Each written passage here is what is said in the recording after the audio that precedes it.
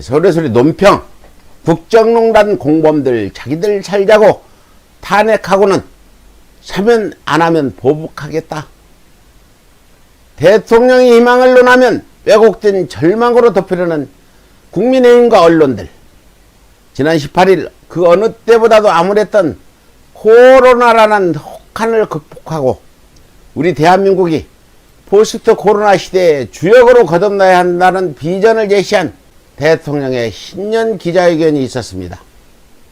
모름지기 나라를 이끌어 나가야 하는 대통령으로서 코로나라는 가혹한 현실에 실망하고 있는 국민들이 작금의 난국을 너끈히 극복할 수 있는 힘을 얻을 수 있도록 지금보다는 조금이나마 더 밝은 미래에 대한 희망을 제시하는 것이 바로 문재인 대통령의 깊은 속내였을 것입니다.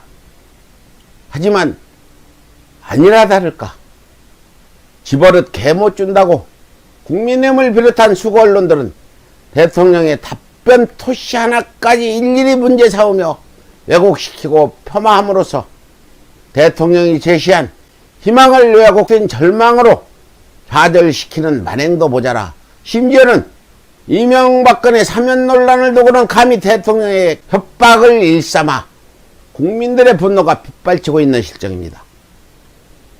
지난 19일 국민의힘 주영 대표는 지금은 사면을 말할 때가 아니다라는 문재인 대통령의 사면 논란에 대한 언급을 두고 전직 대통령이 되면 본인이 사면 대상이 될지도 모른다며 이명박근혜를 사면하지 않으면 정치보복을 당할 것이라는 협박까지 자행해 국민들의 분노가 폭발할 수밖에 없었다 할 것입니다. 모름지기 국민들에게 권력을 이임받은 대통령으로서 국민들의 공감 없이는 이명박근혜를 사면할 수 없다라는 대통령의 지극히 마땅한 언급을 두고 언감생심 정치보복을 운운하다니요. 이런 작자가 어떻게 민주주의 국가요 법치주의 국가인 대한민국의 제1야당 원내대표일 수가 있느냐 이 말입니다. 더군다나 국정농단범 공범인 국민의힘이 자신들만 살자고 함께 박근혜를 탄핵시켜 놓고는 이제 와서 주범 이명박근혜를 사면시켜주지 않으면 보복하겠다고 협박을 하다니요. 언제부터 대한민국 국회가 보복이라 운운하는 조폭 소굴로 전락한 것이냐 이 말입니다. 윤석열 문제도 별반 다르지 않았습니다. 무릇 깨물어서 아프지 않은 손가락 없다고 윤석열이 제 아무리 밉든 곱든 인명권자인 대통령의 입장에서는 실로 뼈아픈 손가락일 수밖에 없기에 촛불정부의 사람이라 포용함으로써 검찰개혁 과정에서 불거진 모든 불미스러운 분란을 봉합해 가뜩이나 코로나에 시달리고 있는 국민들이 더는 혼란스럽지 않도록 배려하려는 의도였다 할 것입니다. 그럼에도 불구하고 국민의힘과 수고 언론들은 일제히 문재인 대통령의 윤석열에 대한 언급을 윤석열의 야권 정치 행보를 저지하려는 얄팍한 속셈이라며 정치적으로 폄하시킴으로써 국민들에게 미래를 위한 화합을 제시하려는 대통령의 희망을 절망으로 왜곡시키고 있다 할 것입니다.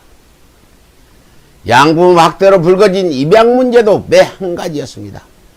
사람의 일이란 100% 완벽을 수확해 양부모와 입양아가 서로 잘 적응하지 못하면 본의 아니게 입양아 등에 대한 학대로 이어질 수도 있는 일이어서 불행한 사건들이 다시는 반복되지 않도록 입양 절차를 좀 더 보완해 나가자는 대통령의 심사숙고한 의도였다 할 것입니다.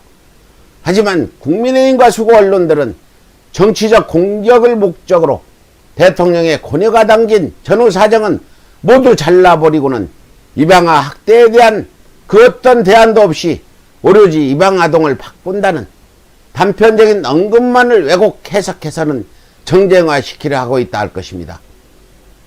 한번 생각해 보십시오.